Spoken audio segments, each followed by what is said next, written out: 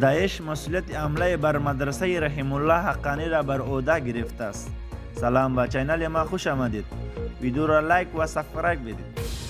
سایت خبررسانی گروه داعش اعماق با نشر خبرنامه مسئولیت کشتن مولوی رحیم الله حقانی را از اعضای ارشد شبکه حقانی را بر عهده گرفته است.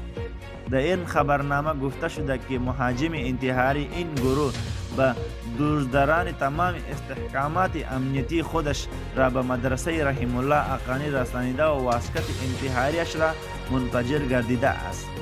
داعش در این خبرنامه که ناوقت امروز پنجشنبه 20 اسد منتشر گردیده مدعی شده است که به شمول این اعضای ارشد گروه طالبان چندین تن دیگر نیز در این حمله کشته شدند. رسانه‌های غربی امروز گزارش داده که چندین عضو طالبان به شمول شیخ رحیم الله حقانی در اثر یک حمله انتحاری در منطقه ششدرک کابل کشته شده‌اند. نوارای تصویری که در شبکه اجتماعی از این انفجار نشر شده نیز نشان می‌دهد که در و پنجه خانه که در آن انفجار صورت گرفته تخریب شده و تعداد از افراد جسدی را که گفته می شود فرد انتحاری است و به سنگ و لغت می زند. این بود خبر ما، تا خبر بعدی. خدا نگهدار.